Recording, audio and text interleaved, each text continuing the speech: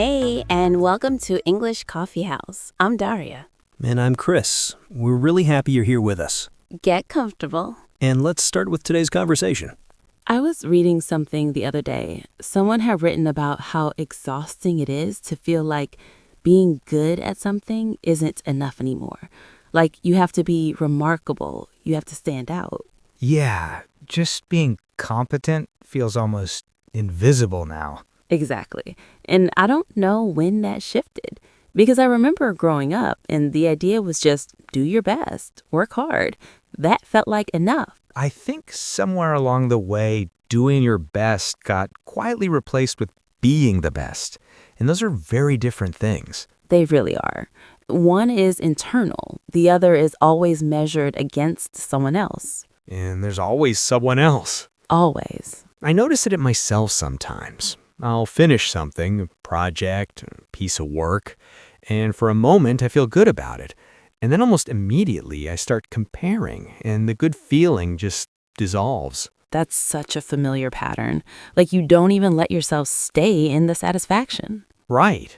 It's like satisfaction. It's become a kind of weakness, something to move past quickly. Which is strange, isn't it? Because satisfaction used to be the point. Maybe it still should be. I think part of it is that we're surrounded by people's highlights now, constantly.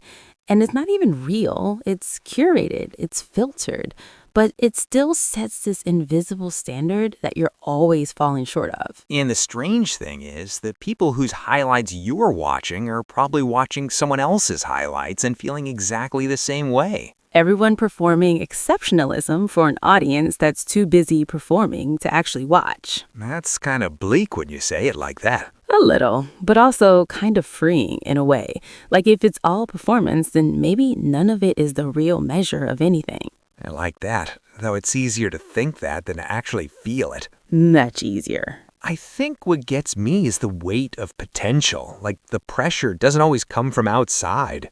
Sometimes it comes from the sense that you're capable of more, so anything less feels like a failure of character. Oh, that one hits differently because it sounds like self-belief, but it functions more like self-punishment. Exactly. It wears the costume of ambition. And ambition is supposed to be good, so you don't question it. You just carry it. And it gets heavier the older you get, I think. Because when you're young, potential is just open. But as time passes, it starts to feel like something you owe. Something you owe to who, exactly? That's the question, isn't it?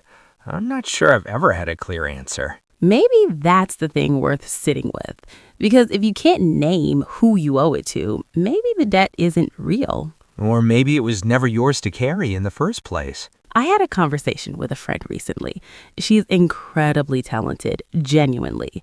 And she was telling me she feels like a fraud almost every day. Despite everything she's built. Despite all of it. And what struck me was she wasn't looking for reassurance. She knew rationally that she was good at what she did. It wasn't about that. It was something else underneath. It was more like no matter what she achieved, it never touched the part of her that felt like it wasn't enough. The achievement and the feeling just existed separately. Like they were in two different rooms and the door between them was locked. That's a good way to put it. And I think a lot of people live like that, collecting evidence of their worth on the outside while something on the inside stays completely unconvinced. And more achievement doesn't open the door. No. If anything, it sometimes makes the gap more visible because you've done the thing you thought would fix it and it didn't. So you raise the threshold. Always. The goal moves. I wonder if that's partly why some people burn out, not at their lowest point, but at what should have been their highest. They reach something they worked toward for years, and instead of feeling arrived, they feel empty. Because they were running from something, not toward something. And when you stop running, whatever you were avoiding is still there. Still there, waiting quietly. I think that's why rest feels dangerous to some people. It's not laziness, it's that stillness brings you face to face with questions you've been too busy to answer. And the questions aren't comfortable. No, but I think they're important.